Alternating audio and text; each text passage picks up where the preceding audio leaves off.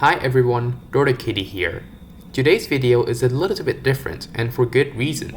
A few months back, before the new COVID-19 wave hit all of us and made travel all but dangerous all over again, I traveled to the southern region for a snorkeling trip. It was pretty fun. However, it occurred to me that this means that I will be landing at Phuket Airport, the home base of VTSP, and I'm going to see it happen in real life. Now that's something I wouldn't want to miss.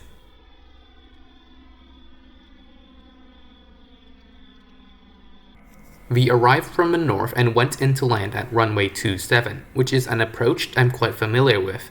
Unfortunately, my phone was filling up at the time, so I can't take a video and have to take a bunch of images instead. Even worse, the window is at an inconvenient angle, so I can't take the best shots. Here, I'm making a similar approach on the Citation 10, so we can compare the view out the window.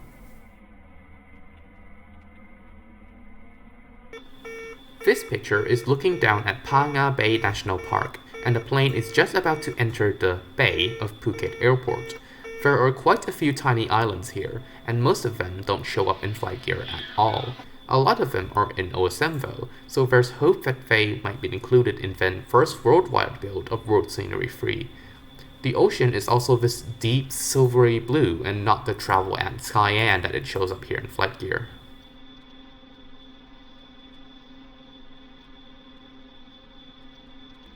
This one's the piece of land jutting out on the right side of the flight path. It's remarkable how featureless this appears, and FlightGear could probably have approximated it really well. The trees are quite dense though, and definitely call for dark green blobs instead of the current random tree system.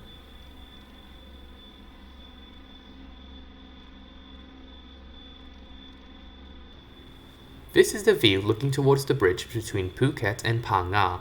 Again, remarkably simple and featureless, but that with these villages give it a considerable amount of life.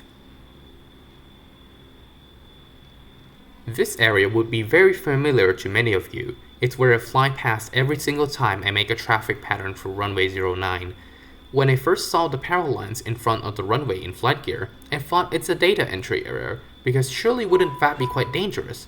And yep, there it is, a high voltage power line going right across the approach path. The Asiana Airlines accident would have turned out very differently at this airport.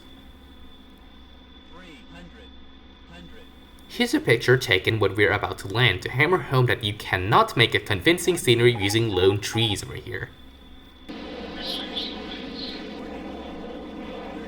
Onwards to looking at the Nav8 buildings. Here's PUTVOR on the side of the runway.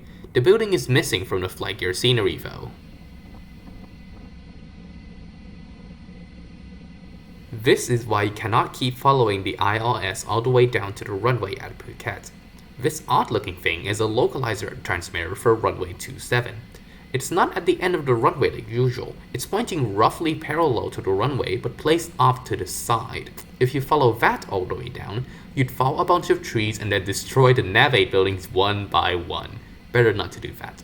The localizer antenna and building is present in FlightGear, but the antenna is turned the wrong way.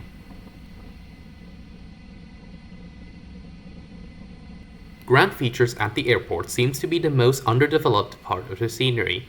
These remote stands actually have a sign and parking assist, all of which are absent in FlightGear. I find it interesting that I can recognize many of the things I see during the approach to runway 27, even though I've only seen them from FlightGear. It definitely makes this one of the most memorable landings I've been through. That said, it also makes me appreciate the intricate details of the real world just that much more. And that's it for this week. I hope you enjoyed this week's video, even though it's a little bit different. I'll see you again in 2 weeks. Have a nice flight!